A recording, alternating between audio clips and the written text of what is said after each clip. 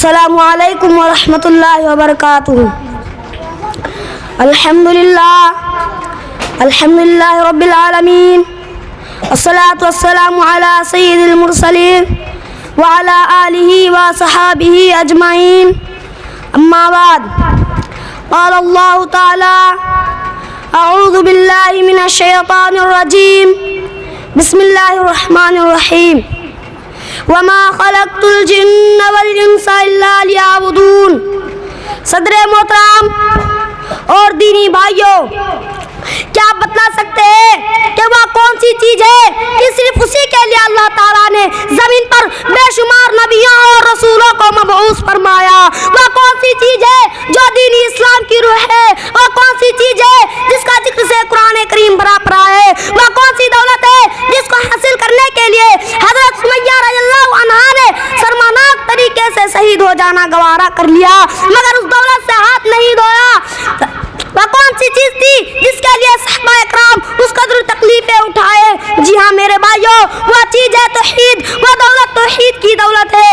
دنیا میں جتنے نبی اور رسول آئے سب کی بعثت کا صرف ایک مقصد تھا کہ اللہ کے بندے صرف اسی ایک اللہ کی عبادت کرے، اس کی عبادت میں کسی کو شریک نہ کرے۔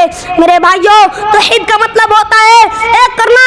شریعت میں توحید کا معنی یہ ہے کہ اللہ کی ذات کو عبادت میں ربوبیت میں اس کے تمام اسماء اس بات میں مانا جائے۔ اگر اس کے علاوہ کسی کو رب مانا جائے تو یا بھی توحید کے خلاف، اس کے علاوہ کسی کی عبادت کی جائے تو یا بھی توحید کے خلاف، اور اس کی صفات اور اس کی ناموں کے معنی وہ جس میں اللہ کے لیے استعمال ہوتے ہیں کسی اور کے لیے استعمال کی جائے تو یا بھی توحید کے خلاف ہے۔ میرے بھائیوں، مسلمانوں کا تاریخ گواہ ہے جب تک ان کے سینوں میں توحید کی دولت تھی یا زمانے میں سرفراز تھے، صاحب عروج تھے، لیکن جب توحید کو چھوڑ کر مسلمان شرک کی غلطیوں میں مبتلا ہو گئے، اس دن سے مسلمانوں کا زوال کی کہانی شروع ہو گئی۔ علامہ اقبال نے کہا تو تھا، توحید کی امانت سینوں میں ہمارے، توحید کی امانت سینوں میں ہمارے، آسان نہیں مٹانا نام و نشاں ہمارا۔ مگر حقیقت یہ ہے کہ دھیرے دھیرے مسلمان اس دولت سے ہاتھ دھوتے چلے جا رہے ہیں، اور مذہب اسلام جس میں عقیدہ توحید پر اس قدر زور دیا تھا کہ شرک کی طرف لے جانے والا ایک معمولی سا کلمہ زبان سے نکلنا جائز اقرار نہیں دیا، اسی مذہب کے ماننے والا آج جگہ جگہ اپنی توحید کو مٹا کر شرک و بدعات عمیق گڈھے میں دھستے چلے جا رہے ہیں۔ محترم سامعین، اللہ تعالیٰ نے انسان کو پیدا اس لیے کیا تھا کہ انسان صرف اور صرف اسی کی عبادت کرے۔ ارشاد ربانی ہے، وما خلقت الجن والانس الا لیعبدون، میں نے جنات اور انسان کو پیدا اس لیے کیا تھا کہ انسان صرف اور صرف میری عبادت کرے۔ بھلا بتائے اس انسان سے بڑا ظلم کون ہوگا جو اپنی تخلیق کے مقصد کو نہ پہچانا اور اللہ کی عبادت میں غیروں کے شریک کرے؟ میرے بھائیوں، اس توحید کے عقیدے کی حفاظت کیجیے۔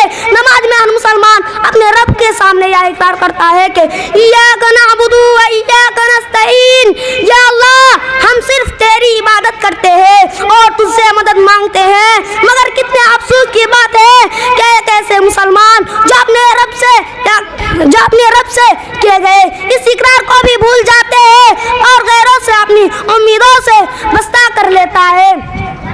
میرے بھائیوں، آئے ہمت کرے کہ اس قیمتی دولت عقیدہ توحید کی حفاظت کی جائے۔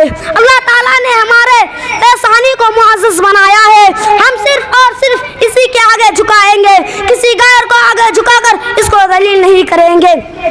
شاعر مشرقی اشعار کے ساتھ میں اپنی بات ختم کرتا ہوں۔ توحید تو یہ ہے کہ خدا احسن میں کہہ دے، توحید تو یہ ہے کہ خدا احسن میں کہہ دے، یا بندہ دے عالم خفا میرے لیے ہے۔ وآخر الدعوانا الحمدللہ رب العالمین۔